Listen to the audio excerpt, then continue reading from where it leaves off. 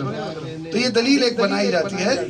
اور سوال یہ ہے کہ اگر سوال کیا جائے مسلمانوں سے کہ یہ بتائیں کہ دنیا میں سب سے بڑا مقدس مقام کون سا ہے، تو ندا آئے گی کعبۃ اللہ، اللہ کا گھر، کیونکہ لوگوں کے پاس معیار وہ ہے.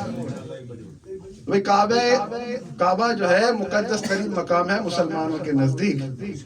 اب اسی مقدس مقام کے اندر 100 سال بت پڑے رہے. بات سمجھ مطلب 100 سال بت پڑے رہے، اور جو سردار آتے تھے اپنے بت لے کر، جو قبیلے آتے تھے اپنے بت اندر رکھ دیتے تھے. اللہ نے کعبے کا دروازہ کھلنے دیا اور انہوں نے لا کر بت رکھ دیے. اللہ اگر چاہتا تو دروازہ نہ کھلنے دیتا، لیکن لوگوں نے لا کر بت رکھ دیا، اللہ نے دروازہ کھلنے دیا. یعنی اللہ نے اپنے گھر میں باطل کو آنے دیا. میں مشکل بات تو نہیں کر رہا. اللہ نے اپنے گھر میں باطل کو آنے دیا. چاہتا تو قدرت رکھتا تھا دروازہ ہی نہ کھلتا، لیکن بت آئے کعبے کے اندر رکھے گئے اور 100 سال پڑے رہے. روئے زمین پر کوئی دلیل بنانے والا نہیں ملے گا جو کہے کیوں کہ 100 سال بت کعبے میں پڑے رہے اس لیے بت بھی مقدس ہے.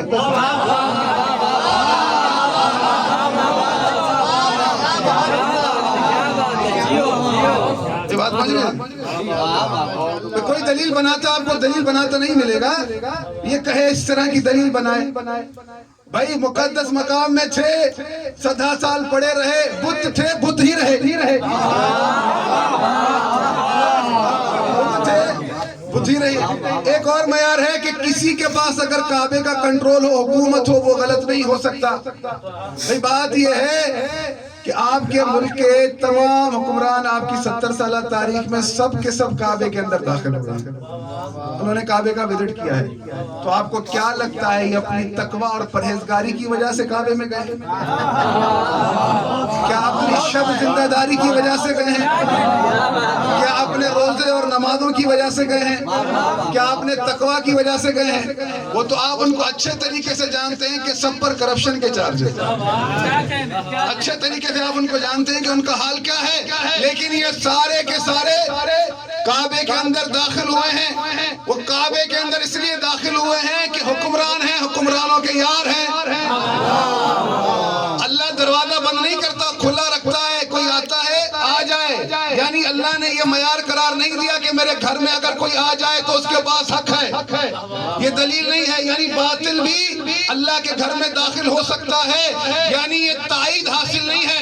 تائید اگر اللہ کی کسی کو حاصل ہے تو مادر علی ابن ابی طالب کو حاصل ہے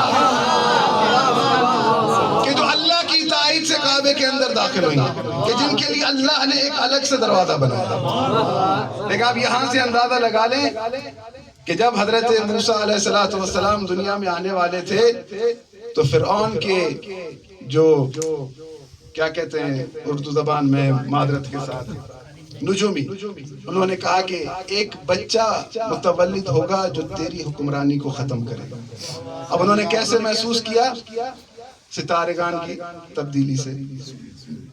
تو جو نشانی دیکھی تو بتایا. جب رسول اللہ مبعوث ہوئے، آپ جانتے ہیں کہ کعبے کے اندر موجود جو بت تھے اوندھے منہ گر پڑے، بت کدا خاموش ہو گیا، چشمے جاری ہو گئے. یہ نشانیاں تھیں، لیکن یہ نشانیاں اسی شب کی تھی جس شب ولادت ہوئی، اس کے بعد باقی نہیں رہی.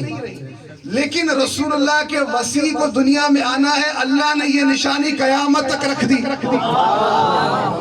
اور یہ جو الگ سے دروازہ بنایا ہے یہ قیامت تک کے لیے رہے گا. یہ نشانی رہے گی کیونکہ اللہ دکھانا چاہتا ہے کہ محمد کو ماننے میں لوگوں کے لیے کوئی مسئلہ نہیں. در حقیقت محمد کے وسیع کو ماننے میں مسئلہ ہے.